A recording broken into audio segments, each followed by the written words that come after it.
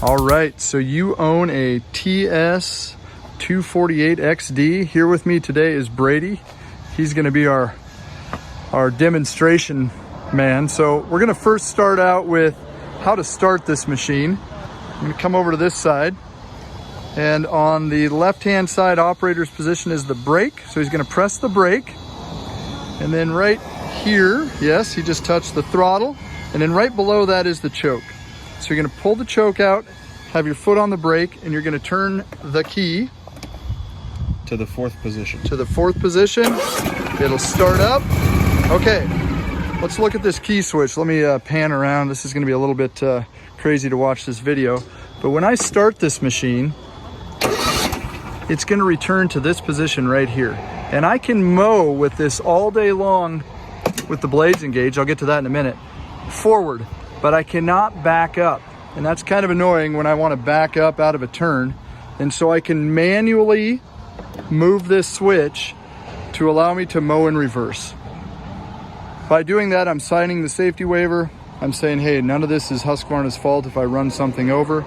But just put that in the back of your head if you want to mow in reverse. All right, so blade engagement is done how?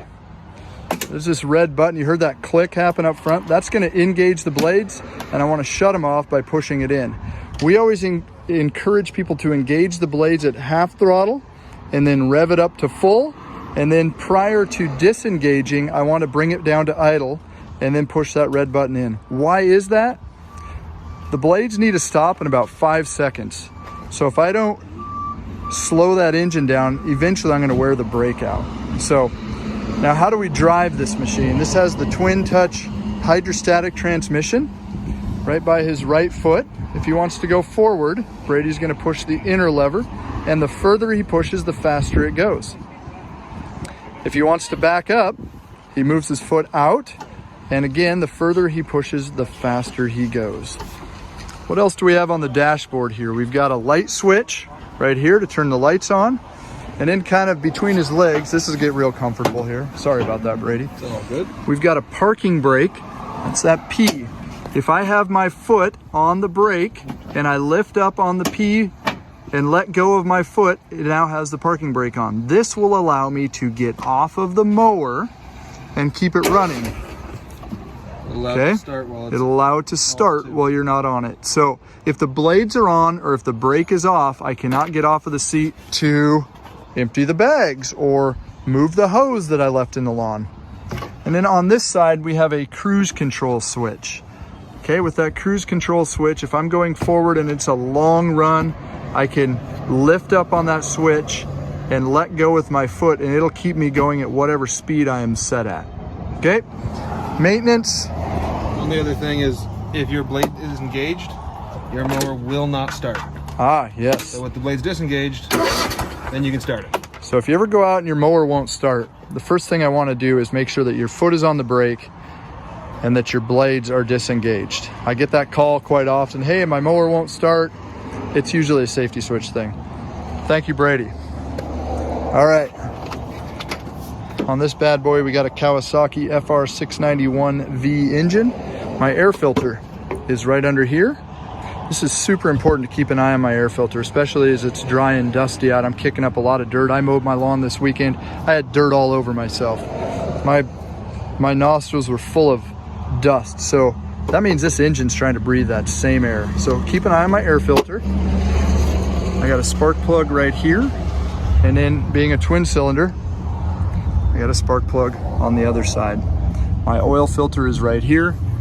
And on a Kawasaki engine, to check the oil, I loosen the dipstick, I pull it out, I wipe it off, I set it in, I pull it out, I check it. I don't screw it in, otherwise I'll get a false reading. My battery is under the hood, positive, negative.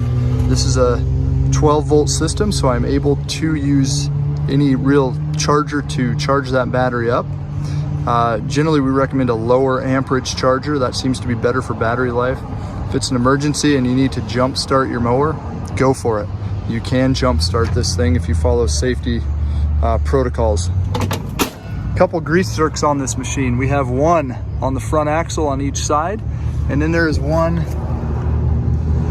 on the wheel. The front wheel one on each side. Okay, so we got 4 grease zerks on the front. Here's my height of cut. Drop that deck down to whatever level I want. Grease zerk, there's 3 of them on each of the deck spindles. So grease that every 40 or 50 hours. My fuel goes here, and we recommend an ethanol-free fuel. And this is a washout port. This is kind of a cool feature, but I can see it causing some problems if not used correctly. So this is gonna hook up to my hose. I'm gonna turn my water on, I'm gonna get on my mower, I'm gonna start it up, and I'm gonna turn the blades on. That's gonna create a lot of flow of water underneath, throwing that water around violently, really, and that will clean the deck out. You know, it works pretty good if you do it when you're done mowing. But if you wait a week, it's not gonna happen. So here's the procedure that I recommend. I get done mowing, and I get my blower out, and I go clean up all the debris around the property. And then I come back, it's cooled off a little bit. I hook the water up, I run the blades, I run them for a few minutes, and then I shut it off. I take the hose off, I move the mower forward, and then I run the blade a couple minutes just to dry it out, to get the water pushed out of the bearings, because sitting in there, we do see some bearing failure happening. So, all right, what else do we want to know? If I want to change where my seat is, if it's too far back, I can do that right here. It's an adjustable seat.